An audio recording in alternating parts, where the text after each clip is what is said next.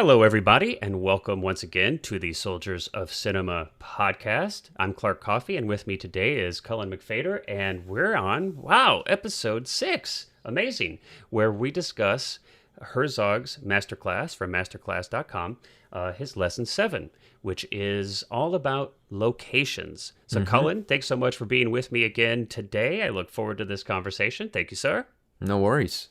Yeah, I mean, it's an interesting lesson because as we both know, it starts out with Aguirre, which is probably the most stark and striking opening of any of his movies. Yeah, definitely one of the most memorable, huh? And he's got that's when he has the people tied to trees because it was such a steep, cliff face that they were walking down and stuff like that. Yeah, I'm telling you, when I remember when I first saw Aguirre and first saw this opening scene.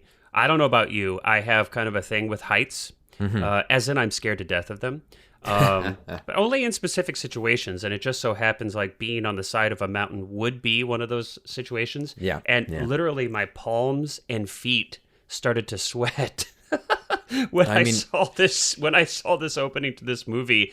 It is so extraordinarily shot and does such a good job of showing the scale and the danger of this expedition and sets the scene so amazingly. Yeah, and to think about carrying a camera up there too. I mean, it's insane. Yeah, I know. I mean, I think my feet and palms are sweating now just thinking about it. Yeah. But definitely does a good job highlighting the importance of location. I mean, imagine that film having been opened with any other scene, and or something that was fake, something that was shot on a set on a green screen or something like that, right? Ooh, yes. Well, we definitely can get into that a bit more. Of course, Herzog's stance on that is that one of his goals, as he sees as a filmmaker, is to have an audience believe their eyes, and I agree, it's vital. And in today's world of Marvel films, which, don't get me wrong, have their wonderful charms for sure, but so many films are so full of green screen and CGI now that you just don't believe anything. You literally don't believe anything that you're seeing on the screen. I think it takes a lot of the visceralness out of it. But yeah, so locations important. I think Herzog goes into a little bit of what he had to do to get that location. Months and months of obviously he had to first of all travel to the Amazon to begin with, and then he had to spend months of his life in the Amazon, going up and down rivers and hiking up hills and mountains and the jungle, and I probably a lot more than most people would do to find a location. Do you have any fun stories of what you've had to do to scout certain locations before? I mean, I'm trying to think of any I might have. Scouting is always, I think it's both fun and hell depending on what the project is. But I remember, one of my favorite locations I've ever shot was Iceland, which is, Oh, wait. intense. Now you've shot in Iceland. Is that correct? Am I hearing this? Yeah. Oh, not narrative. I shot documentary footage there, but yeah. Okay. So tell us a little bit about that experience. I mean, we're going to kind of jump back and forth here, kind of discussing what Herzog thinks about locations, but also sprinkling in some of our own experiences. So tell us a little bit about that, what the project was, how you found yourself in Iceland, and how that all kind of came together. Honestly, it was a project that was born out of just the desire to go to Iceland, really. Okay. It was a friend of mine and I just wanted to go somewhere, and I thought, So it's like one of those old Elvis films where they would like, they want to go to Hawaii. We want to go to Hawaii, so let's just put a film in Hawaii, and then we'll get to spend a few months in Hawaii. And so what I did actually, though, was so it was I say it was documentary. It was sort of half. The footage that I actually got there is still sort of in the cutting room on a project that I've been wanting to make for ages, which is an adaptation of The Old Man and the Sea. It's like kind of like a science fiction adaptation of that, which would be kind of a 30-minute-ish short film. Okay. And I wanted to start it out on a alien planet, and that alien planet was going to be Iceland, because Iceland looks like another planet. That's a good place to pick. But I wound up getting so much footage there that I just turned some of that footage into kind of a visceral, auditory, sort of audiovisual experience, which was kind of fun. And that also was just a short film that I put up. But no, Iceland is a country where 10 minutes apart, it can go from sunny to snow to rain to wind that is knocking you off your ass, and it's like I remember one of the days that we shot or we went was that we went to the famous Black Sand Beach, which is like this volcanic ash beach, and Mm. then the sky was overcast and the water was white, so you get this incredible contrast between these white foamy waves coming up on this jet black beach. And it was like, it's one of the most dangerous beaches in the world because the waves, it's the North Atlantic. People are not really aware of the fact that the waves can come in Mm. 30 meters more than the last break Than the of previous, waves, yeah.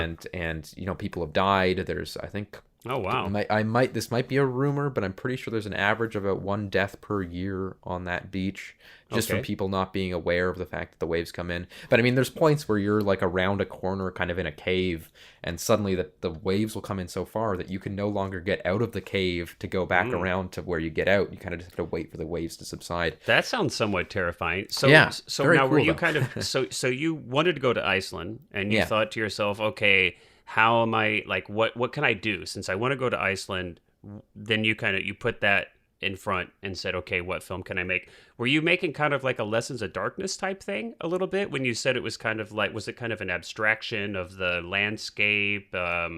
Sort of, yeah. Yeah. So I mean, the film that actually came out that I've made, the short film, was very much not planned in advance. It was Okay. something that, again, I just had the footage to do and I cut it So together. maybe not the best example of what Herzog's talking Yeah, about, perhaps not. but that's okay. No, but that's okay because I think look, to just take a step back here for a second. I mean, a lot of us as filmmakers that don't have the same kind of access to money or as Herzog might, he even of course is challenged by that. But Mhm. oftentimes you have to shoot with what you've got. You have to shoot with what's available, and oftentimes the location can dictate kind of what you're able to shoot. So Herzog doesn't really talk about this so much in his lesson, but we can kind of speak to really utilizing the locations that you've got, and then somewhat writing the story around that to incorporate that. Yeah. So, I mean, that's definitely a valid way to do it. And I think that it location is so intertwined with story, obviously intertwined with story, There's that no question. another example, like sort of just another quick anecdote, is the western that I made last year. Of course, when you're shooting something like that's period, you have to make sure that your locations are basically locked off from any semblance Right. of modernity. Right. So Not going to we work if you've got a we highway in the background with semi exactly. trucks driving back and forth. Yeah. And we got to there's a provincial park, maybe an hour and a half north of Toronto, called Forks of the Credit, and it is this beautiful, beautiful park. But it's one of those places that you can go and essentially set up a camera and turn it 360 degrees, And and there's you nothing. see nothing. Ah, And so it's like an hour hike through this forest, which we had to carry all the gear through, and yeah. get to this waterfall and all this stuff, and very, very fun, very tiring, but a lot of fun. But yeah, again, it's one of those things where it's like that location. Without that location, I don't think Well, anything would have felt the way that it did. and that's an interesting little microcosm. I mean, certainly, you're not spending 3 months in the Amazon, but it was a challenge to get there. Hmm. I think I've worked on a lot of different types of projects. Some of those projects I was in control of, some I weren't, but I have definitely been a part of projects where the location was kind of an afterthought, right? Hmm. Where here's the script, this is what we're going to do. Okay, we've got our cast, da da da. All these things are kind of laid out, and then it's like, okay, where are we going to shoot this? And I've been even where the director wasn't even a part of the location scouting, or where it was really just very little thought was put into it, unfortunately. And they had done all this work in pre-production on so many other things, and we kind of get now we're down to a sliver of our schedule that's left for pre-production, and then now it's like, where are we going to shoot this thing? Hmm. And it's so it can so make or break your Yeah, film. film can suffer for it. Yeah. Well, I mean, really, I think a lot of people are like, obviously cast is vital, obviously the script is vital, and so much emphasis is put on those things, and rightfully so. They're important, but so many times I've seen where location is an afterthought, and whether it's an exterior or interior, I mean, you cannot overstate the importance, and especially as maybe a filmmaker who's just starting out, or a filmmaker who doesn't have a huge budget. One of the most opportunity to increase your production, your production design is to find an amazing location, whether it's an interior or exterior. But you could, oh my gosh, that can just blow up the size and scope of your film. And so there's a tremendous amount of opportunity to there. I mean, I think it's hilarious, because I'm sure that you agree that whenever I go to I went to, some friends and I rented a cottage this summer to go up for my birthday up in cottage country north of Toronto. And this place that we rented, anytime I go into a new place, my immediate thought is like, how can I shoot here? Yes. And so and it was this beautiful, beautiful old dark wood kind of stone on the outside farmhouse. And I did, yeah. Yes. And it's one of those things that in the feature that I'm coming up on right now, that is one of the potential locations that we're like, let's see if we can rent that in the spring and shoot our movie there. Absolutely. And so this is an important kind of just, a simple logistical thing. I mean, in your day-to-day life, always kind of be thinking, how might I use this location again at another time? Or what stories might even spring forth from this location? Sometimes the story can be inspired by the location that you've got available. So, but I'm curious too, I want to go back to the story where you said, you had to go hiking kind of out into the rural area a little bit to find a location for your Western. Because I think this is really important to Herzog's way of working. Tell me about, if or not, or how, if so, that trek out into the woods kind of flavored or had an impact on the actual shooting that you did there. Because I have a hunch that the investment that you had to make in getting all the way out there, and how that location kind of had its own vibe, or had its own kind of impact on your crew and cast. Did it? Tell me about that a little bit. Oh, yeah. I mean, it was funny because as we walked out there, we actually would stop occasionally and shoot some unplanned scenes that, there was a big montage sequence in it that of like a travel kind of sequence.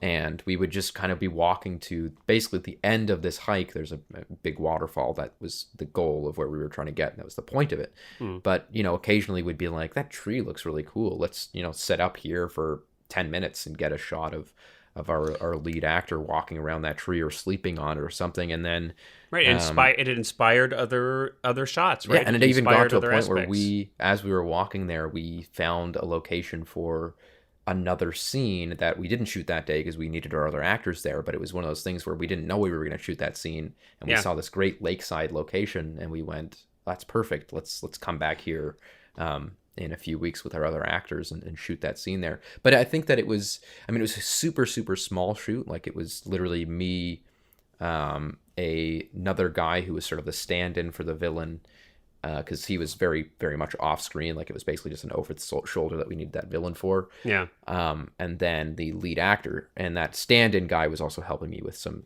gear and stuff like that, and some behind the scenes sound and things like that. Yeah, no, I think it was a lot of it. Really, I think, if anything, and it goes back to kind of like we mentioned before, that whole idea of green screen versus doing it for real, which I think, not only for the audience to believe in it, like, I kind of want to add something on to that point. I think it makes the actors almost believe in it more too. Like, if you're even down 100%. To if you have a special effect in something, there's a huge difference between acting opposite a puppet versus acting opposite a tennis ball on like a C-stand. Well, it does something. Being in a location absolutely affects you. Exactly. The cast and crew. And I want to, and it's interesting. I want to tie this in a little bit to this walking thing. If you've not in this lesson, I don't think, but in other lessons. And in other interviews and discussions that Herzog had, he talks about the importance of walking as a mode of traveling. Yes. And I think this is an interesting time to bring this up. And in the Masterclass, now we've not talked a lot, or maybe at all, frankly, about the exercises that go along with the Masterclass videos. But I want to bring up one of them here because I think it's especially interesting. And it's changed, actually, since when the class was first put up, and now there is a there's an exercise that talks about walking, and in its original form, the exercise was to walk 100 miles in any direction. Yeah. And I think now it says something like just walk a little bit or walk, Yeah. I don't remember the exact Some sort of verbatim insurance verbiage, but liability or it's, something. right. They've taken the 100 miles out, and I have a hunch it's maybe because the legal team looked at it and was like, yeah, we might get some people, who get lost or get hurt, and then they come back and say, hey, but Masterclass, you told me to go walk 100 miles. So I have a hunch that maybe that's what happened. But when you and I took the class, when it was first uploaded, it was 100 miles. And I did that exercise, of course, not in one day, but over the course of, I think it took me 4 days or so. And actually did it near you, Oh yeah. around Yeah. Niagara and Toronto. Yeah. I just want to say, I mean, you talked about how just in this brief kind of hike that you took, where you kind of started to become one with your environment, you started to become aware of other opportunities for scenes and, other shots. And I just want to say in general, I really do agree with Herzog here. The importance of walking as a mode of travel to help you just heighten your senses, be more present, notice more around you. Take some walks around your neighborhood. Mm-hmm. And instead of driving, instead of, where you're preoccupied and you're just on your way somewhere and the journey's not important, make the journey the thing and go walk. Spend, days walking your neighborhood, and you'll start to see your environment in such a different way. You'll see things that you never noticed before, and you may really find some extraordinary locations to shoot. Here's a question for you. Did you have any moments on your walk where you went, I could shoot a movie about that, or I could, like any story ideas pop in your head or location ideas for something? Yeah. Absolutely. It was so there was that, but it was also just, let me see it without trying to digress too much. I mean, it also, I think, is important for your state of mind as an artist or as a creator, not to get too highfalutin here, but there's something about kind of separating yourself from the day-to-day routine and the focus on getting stuff done and the focus of your goals and tasks and just the speed at which our life kind of is lived in today's day and age. There's something about pulling yourself out of that a bit and getting your feet on the ground and your head in the, and just being outside and the sun on your face and the wind at your back. Hopefully, maybe it's in your face. You're having to go against it, but either way, Yeah, who knows? but to really like be connected and be present. And Herzog talks about that in this lesson. He says, look, when I was shooting at Gary, or maybe it was Fitzcarraldo, I think one of the two of those films, he's like, I went and I ate their food. I lived in their villages. He, in the same way that he's emphasized becoming one with your subject, and this is when we're talking about the Peregrine book, and it's also about becoming one with your location to extent, and allowing that to impact you in a poetic way, and to raise to heighten your senses. And I think that's what walking did for me. I felt like it heightened my senses. It slowed me down and made me more present. And absolutely, it's so more than just did I get some story ideas or did I find some locations. I just felt like it was generally healthy and inspirational as just an artist in general. It's like a meditation. Yeah. And I've used meditations as preparations to kind of, whenever I go into an artistic endeavor, again, I don't want to get too far off the beaten path here, but what the heck, just real quick. It's like when I was primarily pursuing acting, when I was getting ready to, do some homework to work on a scene or work on whatever kind of story I was working on, I would take about 15 minutes to a half hour to separate myself from the day, to separate myself from my daily routines, my daily worries, and I would usually pick some kind of literature to meditate on. It was often the first letter of Rilke, or it was some Joseph Campbell. But I would use that to kind of separate myself from regular life And I feel like walking is a really great way to do that too. So I mean, now I I've think. Sorry, go ahead. no, I was just going to say, and now I've kind of forgotten the original thread here. Well, No, I think it's interesting that you mention the idea of like getting into your surroundings and stuff because again, just to kind of go back to when we were talking about that, even just the hike to the waterfall that I was mentioning, yeah, that the lead actor, he got like sweaty and got, it actually felt like he had gone on this right. this long journey to his family's farm, which was the idea of the scene, but And it which was is really it's kind of a microcosm a little bit of like, let's look at a Gary or Fitzcarraldo again, both of those films. I mean, you have a cast and a crew who are actually going on a real journey, and they're yeah. actually really doing the things that the film is about.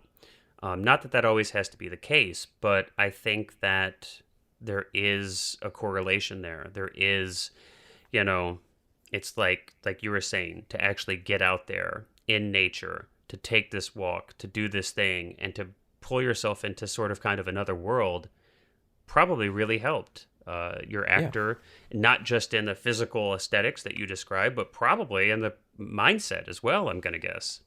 Mm-hmm. Yeah, definitely.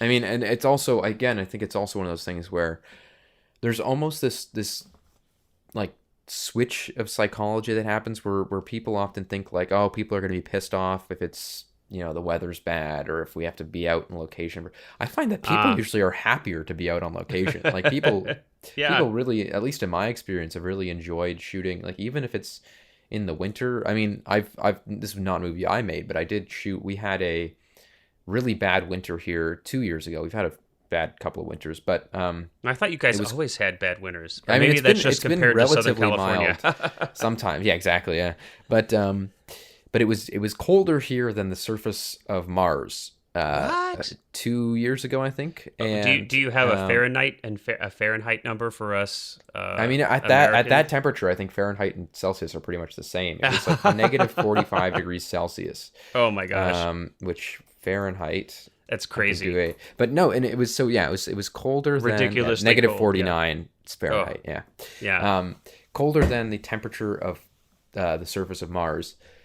And like so cold that the cameras weren't working. Like we would turn on a camera and it would Ah, work for maybe 2 minutes and stop working. But was there was this also was this like a red? Was this a red or a black no, this match? was a FS. This wasn't my camera. This was a FS or FX 7, I think. Okay. Sony FX 7, and again, but it was like there was honestly there was kind of an element of charm of just Hmm. like feeling like this is filmmaking. Like we're out here making a movie in the winter, and this is kind of what we get. And nobody was in bad spirits. Nobody was in a grumpy mood or anything. Everyone was kind of like, yeah, you know what this is. And I think it similarly with the group that you and I met through. How many times did we sort of half jokingly but also half seriously say like, hey, if we got a spot to shoot a movie in Antarctica, I'd be on that plane in an instant. Like Yeah, it was one of those things too where it's like it'll be difficult and it'll be cold and it'll be hellish and I weather think that's conditions, part of it, right? but I That think there's that kind of warlike attitude where you're like, let's go through the it's a journey. trenches. And It's an adventure, and yeah. and I agree. I mean, I think it certainly is a good way to separate the people who are truly invested in your project and those who aren't. If you do have somebody who's completely unwilling to go on that adventure and go on that journey within reason, right? I Hmm. mean, I just Hmm. want to take a step back and say, you should be providing some necessities to your casting Oh, crew, of and course. Yeah. I mean, within reason. But yeah, I mean, I think one of the things that draws most of us to filmmaking is that it is an adventure.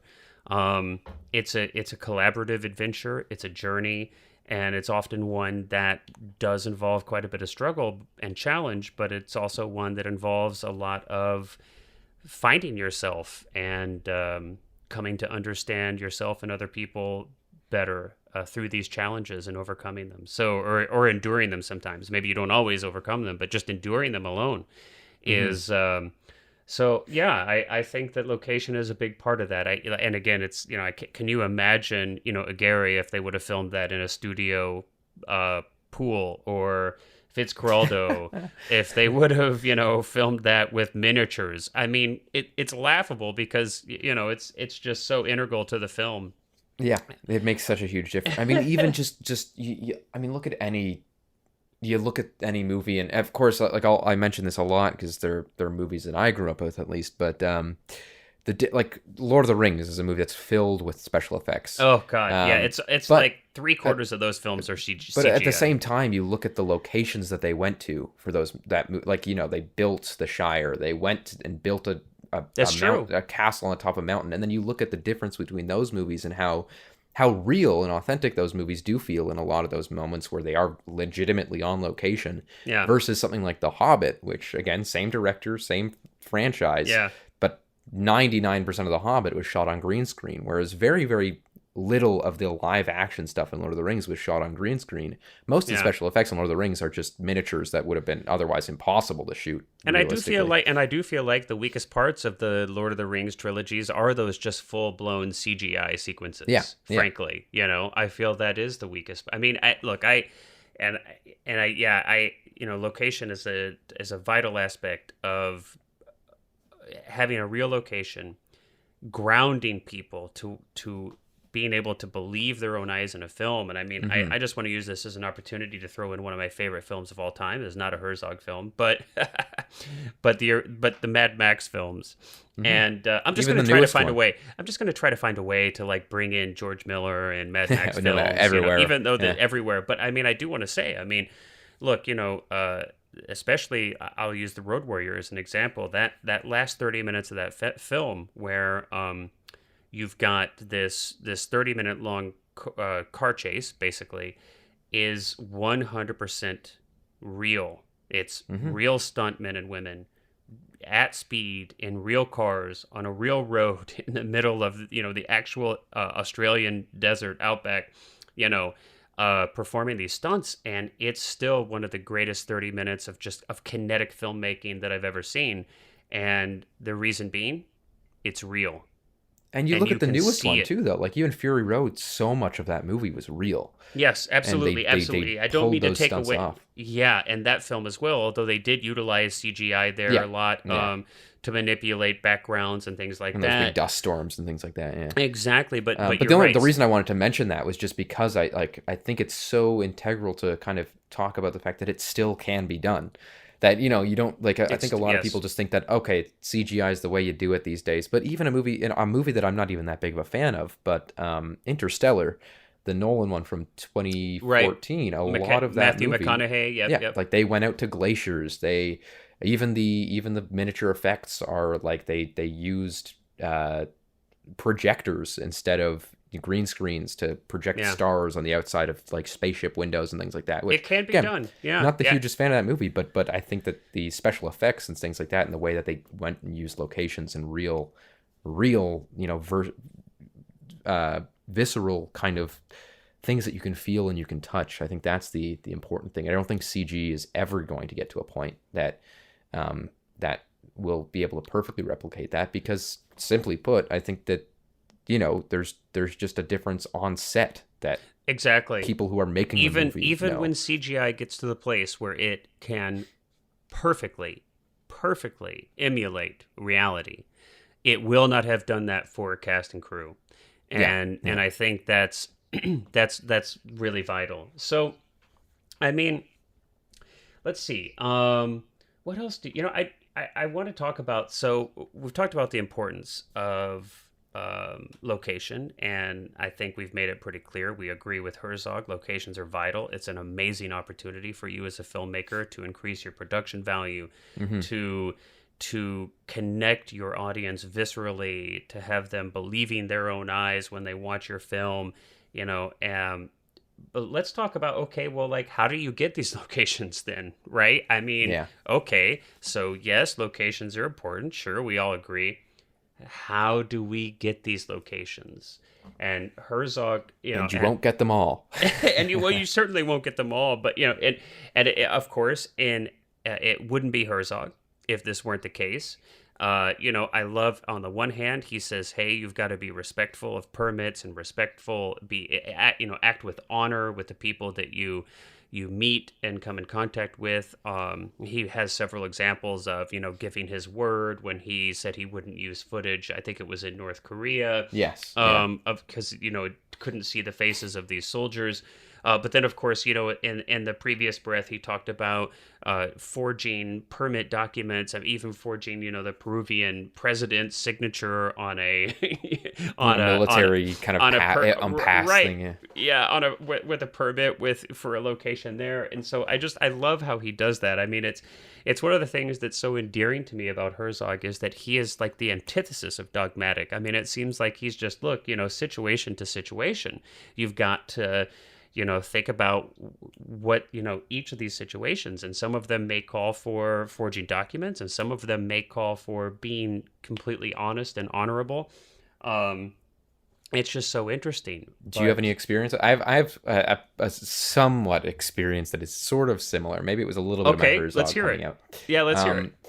So again, for this Western, we've been looking for a few locations. So there's a law in Ontario that a farmer can't burn down a barn for some reason. Like if you want to rebuild your barn, you can't burn it down. I don't know why. You have to tear it down. I guess maybe is it like an environmental... maybe something like that. However, there's a caveat in that law that you are allowed to burn it down if it is for a movie. So there are a whole bunch of barns around Ontario, like farmers who are like, I just want to burn down my barns. They'll let you burn it down for free and shoot it. Now, I have never heard anything like this before. Yeah, which I think is a lot of fun. Yeah. But unfortunately, we did not wind up burning down a barn as much as we wanted to. However, we were looking at all these locations like old historic houses and again this provincial park near me. Mm-hmm. And we were trying to do the official thing where we were getting in touch with all these places and saying, hey, we want to shoot here. What's like the process of getting a permit and blah, blah, blah. And a lot of times it was things where it's like, well, you need upwards of $1 million of insurance, blah, blah, blah, blah, blah, stuff like that. And it's like, well, we are a tiny, it's like 4-person crew with a shoestring budget. We don't have that type of money. So we did eventually just kind of go, let's just bring our cameras. Let's just bring a lot of backpacks and go for a hike. And just every once in a while, we'll set up, set up shop. Now, the most, I would say, risky time we did that was same location, that provincial park, and it was one I mentioned earlier that we said let's come back here and shoot this location, that scene here at this lakeside thing. It was a really beautiful location. The issue with that part was that the initial place we were going to shoot that was less interesting was very close to my house, and it needed guns, fake guns, of course. Right. And so it was way less risky because we were right at our house. Yeah. So we said, how can we possibly shoot this and be careful and make sure that there's nothing going to be, no police are going to be called or the people aren't going to freak out and that we're not going to get arrested. Because at least here in America, I don't know about Canada, but, cops could just, if they thought you had a gun, they might just shoot you. Yeah, instantly, open fire. Depending, yeah. So what we did was we bought these pylons, like yellow construction pylons that say film on them, film shoot.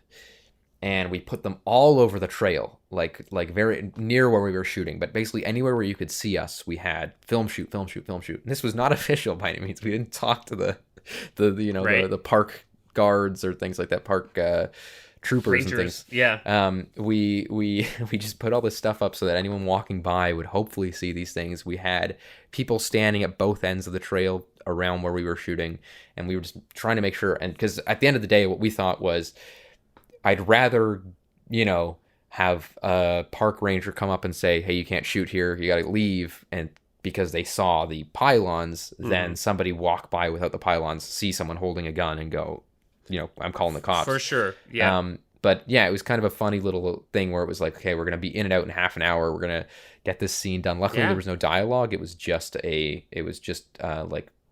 6 or 7 shots. Yeah. And, at all, I mean, that goes for another thing with location, period, though. I think that guns on set, be it guns on location, guns on set, I try to minimize that at all. Even if it is a situation where you have fully contacted the police and you've got all this safety, I think that it still is extra precaution for sure. Absolutely. But no, it was kind of, again, it was fun. luckily everything went smoothly and stuff like that. And but we had, that was the day that we had the most people on set, specifically because we were like, we want to lock this down. Of course, we can't actually prevent people from coming through the space, but we wanted people at both ends to just sort of say, hey, we're just doing a film shoot. There's people in costume down there, so don't worry about them if you see them. Yeah, usually people are. I mean, you asked me if I had any stories. Gosh, living in LA and Southern California, I think it's there. There are greater requirements for permits. I think people, and I've even read. I don't know if this is 100% sure, but I've even read. I mean, if you're shooting in your own home, and you've got, X number of people or something like that, you still have to get a permit. I mean, obviously the city is extremely savvy. Nobody, it's very, not nobody, but it is more people are likely to demand compensation for locations because this is just, it's a center of this industry. And, Yeah. you're not going to be able to put a camera on sticks and go out on a street and shoot. It's just not for very long. So you really do have to hone your shot stealing techniques. And boy, I mean, I've done it all, whether it's, like just rigging cars with cameras and driving down Hollywood Boulevard to get exterior shots without having to get out of the car, and, using smaller, quote unquote, less professional looking cameras because it draws less attention. You could just play off as a tourist. Yeah. I mean, it's just, matter of fact, I'm trying to think where I have in a production that I've been a major part of actually had permits, and it's far and few between, very far and few between. But, one of the benefits of living here, even though you're in LA, is that you're surrounded by so many different landscapes. I've shot in Death Valley, and we've just gone out to Death Valley and shot. You want to talk about an amazing location to shoot. We didn't get any permits. We just went out there. Now, one of the drawbacks of that, though, was that we didn't realize it was still going to be so hot, and I got heat stroke almost and was throwing up everywhere. It was about 120 degrees. Yeah. But so you've got to be careful. Do your research about your location. But yeah, I mean, I've shot in Griffith Park without permits, and just we got there at the crack of dawn. We shot at sunrise to get a little golden hour in, but to do it when we thought there'd be a lot less people, and that worked out. Yeah, one of the other tricks that I've used a lot, and boy, I hope this isn't going to give anything away here that's going to get me in trouble. But I have maybe heard of, I'll just say this, I've heard of other people doing this thing where they will rent a location on Airbnb and say that they're going to be on vacation, give it away. and then they actually shoot a movie. Don't give it away, Clark. Don't give it away. yeah. So I've heard of people doing that. I would never. And it's substantially cheaper. It's substantially cheaper than actually going to somebody and saying, "Hey, I want to shoot a film. Can you rent me your location for film shooting?" So, it's a line of, and it's a tough one because I really don't want to be dishonest to anyone. I mean, I think it's the difference to me, and it's interesting that you mentioned at the beginning the Herzog versus, him talking to the North Korean guard versus him with the Peruvian army, it was Peru, and I think that the distinction there is like, what's worth the risk? What is worth the risk, but also where's the harm? Well, and what being is placed? the risk? Like, what are you doing? Right? Yeah. It's like, I think there are, these things aren't ethically black and white. It's a gray area, and I think there is like there is bureaucracy, which is just basically red tape, right? Which is the most annoying thing in the world. You're not hurting, right? You're not hurting someone. You're not, you're violating a rule of bureaucracy, right? Yeah. But you aren't putting anyone at risk. You aren't, taking away someone's livelihood. You're not hurting their property. You're not, so I think that's what I get a sense of, at least for myself. And it seems like this is what Herzog is saying. You don't ever want to put yourself in a place where you're damaging someone's property or damaging nature, even frankly. Yeah. Although of course I think that Herzog got some flack about destroying some of the Amazon there when he moved that ship over the hill, and that's a whole other conversation. But I mean, there is definitely breaking bureaucracy, breaking rules that are just kind of bureaucracy, and breaking rules that are actually putting people at risk, are hurting people, are, so each of us as filmmakers have to kind of thread that needle and walk that line, just as we do in life. But Yeah. I've got a funny, maybe one final little personal anecdote too involved in this idea of like risk and yeah. this Herzog style of shooting, perhaps. And I hope that I don't get in trouble for it because I still technically work for this place. But Yeah. so it wasn't a movie that I was making. It's a friend of mine who I actually taught initially and has become sort of somewhat of a colleague kind of since I taught him. And he was doing this very, wild kind of fun, crazy movie that he's been making for the past year, feature. And one of the shots required him and his friend to be on the top of our former high school lighting fireworks. Okay, that I get a sense of where this is going. Please continue. He said, "I need someone to operate the camera here." Wait, do we need a disclaimer? Do we need to be like, don't do this. Don't do this at home. Yeah, our lawyers are telling us to say not to do this. So I wasn't actually on the roof with them though. I was just in the parking lot operating the camera. But the funny thing was that I actually had to be at this guy. I work at my former high school now. I do a lot of both like course content advisory for the film course and things like that, and guest artist work and some promotional work for them. I had to be there that day to work, and so I was there at like 6 a.m. as the sunrise, filming this kid and his friend on the roof lighting off fireworks. Oh my. And I was like terrified that there was going to be cops called because obviously it's kind of hard to discreetly light fireworks.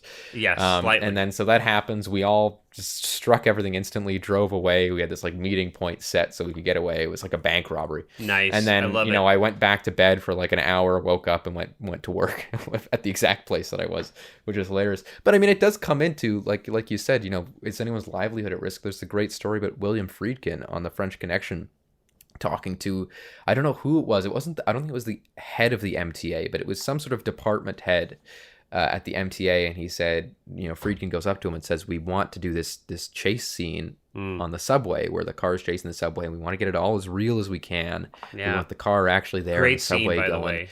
And the MTA guy said, if I would love to let you do it, but I'd be fired. I would be fired, and I'd never be able to get another job in this industry in my life. And William Friedkin said, "Okay, I'll give you a selection of the profits of the movie if you let us do this. I've not so heard that if this you get story. fired, you can retire."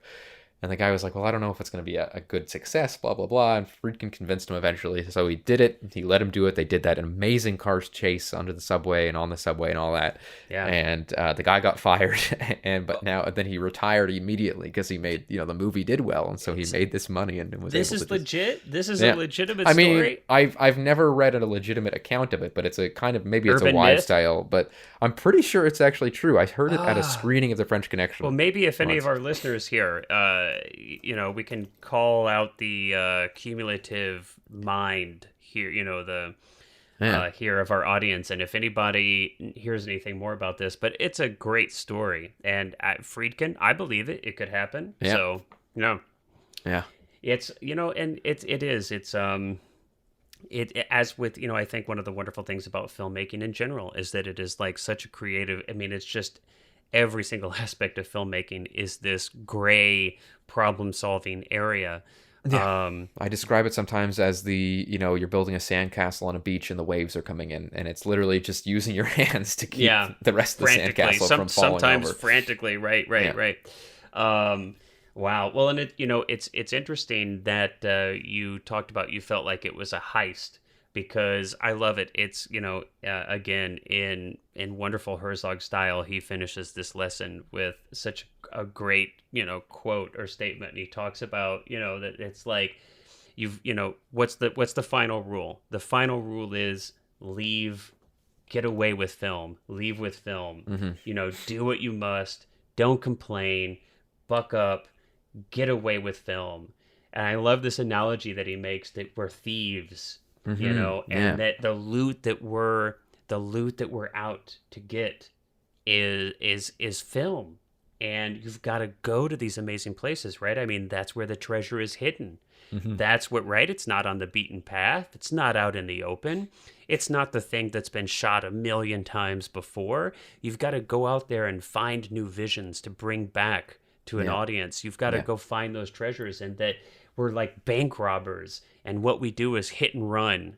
And I just, God, it's It's a just great line. I mean, he could inspire anyone to go out and shoot right now. I think is I, I'm telling you, like, I'm getting excited. I'm like, okay, God, I've been with COVID and everything. I've been doing so much planning, writing, planning, pre-productions, and I've not gotten to get out and shoot in a Mhm. long time. And I'm like, especially as I reiterate Herzog's words here.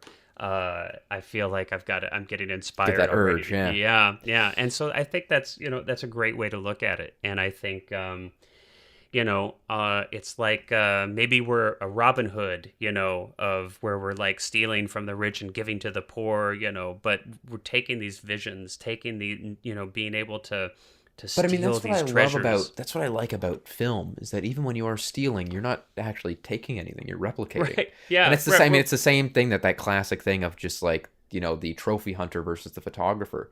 The Yeah. photographer just gets just as, much more beautiful, in my opinion, of a result without Yes. the need to Actually take a life, killing. right? Yes. And I think that kind of can be said for all film is that like, especially with things like that's why I love to. I know there's the half of me that, of course, is always whenever I'm seeing something amazing for the first time. If I'm in a mountain range, I love to take it in with my own eyes. But Hmm. I also do like to have a camera there with me because it is also just so much fun to just discover new ways to capture that and to Yeah. express it. And not to be one of those people that goes to a concert and holds their phone in front of their face the whole time. Oh God, no! Um, Please don't be like that that's the person. worst. But I think there's a happy middle ground of being able to take it in while you're there, but also be able to come out with something with it and Well, to be able to have yeah, that footage and I agree.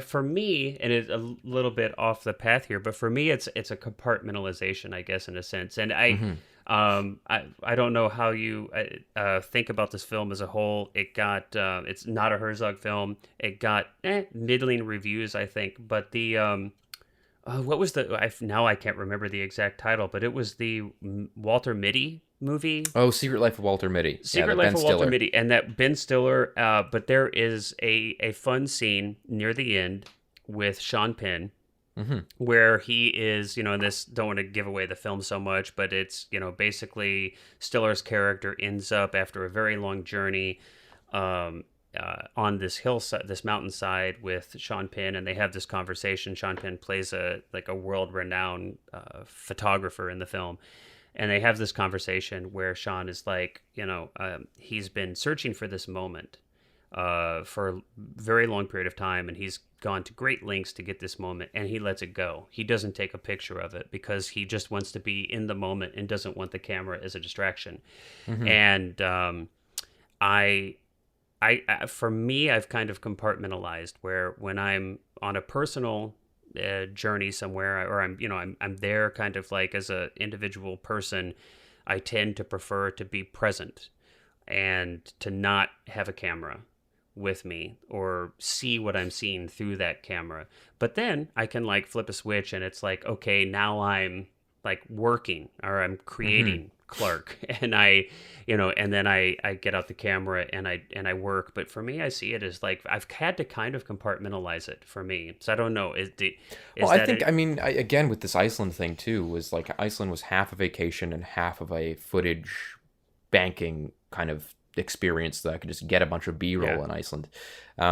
But there was never a moment where I felt that I missed out on something. And again, it was similarly, I was very careful to make sure that, if I was at a location, I was sitting there and enjoying it and looking at it. And then I'd go, okay, I'm going to Yeah. set up my camera and I'm gonna capture Maybe I'm this. just old. And Maybe I'm just old. I think social media has got me really burned out from that. perhaps, yeah. And maybe it's just a generational thing too. I think a Herzog, that he has talked about, and I can't place exactly where this was. If it was an interview, I don't think it was in one of the master classes. Maybe it was in an interview or a guide for the perplexed or something. I can't remember. Maybe somebody can call that out for me. Where he talks about, that there are private moments and that you keep that to yourself, and that's like for your own life, and then there is film.